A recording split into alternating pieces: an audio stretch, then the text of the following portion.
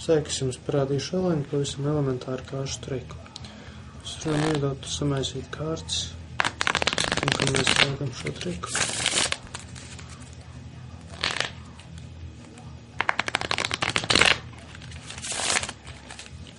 Un tagad es pareģošu kārti.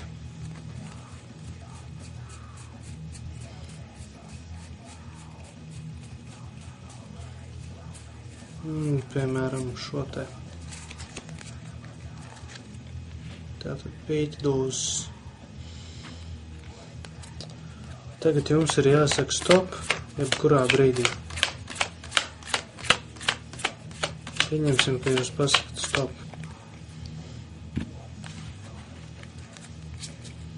Tagad jāliek kārtas ir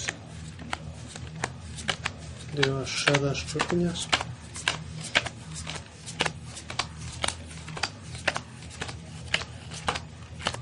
Tātad pareģotā kārts ir pīķa dūzes. Tātad šeit ir parādīts dūzes.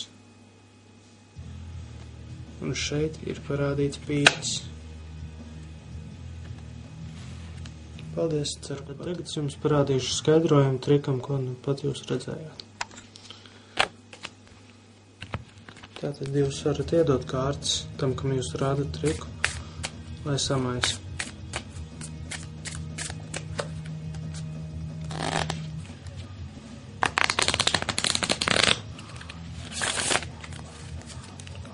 Tagad jūsu uzdevums ir uzzināt divas augšējās kārtas.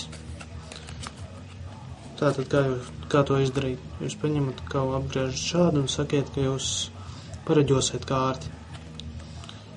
Un sāciet iet no apakšas, un jūs redzēsiet, kur ir trīnieks, pat augšējā kārta. Tā parāda tieši kārti, kāda būs, tieši skaitli. Un otrā parāda, kāda zīme būs. Šajā gadījumā pīķis. Tātad mēs meklējam trīnieku, pīķa trīnieku, ja? Mēs varam iet cauri tagad šādu un meklēt to pīķa trīnieku. Arī vienkārši iet no otras puses un meklēt to pīķa 3.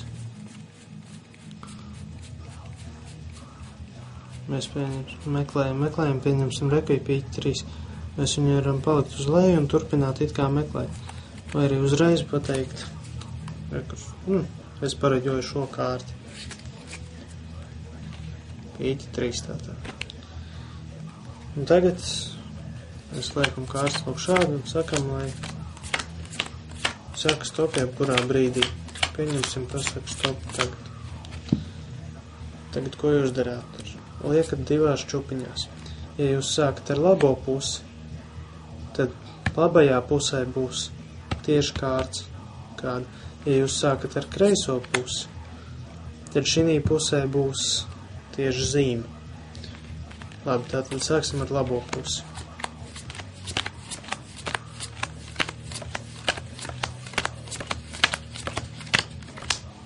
Tātad, tā kā mēs sākām ar labo pusi, šeit būs tieši zīme, tieši skaitlis, kāda kārts. Tātad pareģotā kārta ir 3, šeit ir trīnieks, un otrā pusē ir zīme. Pīķis tātad. Paldies, ceru, ka patika.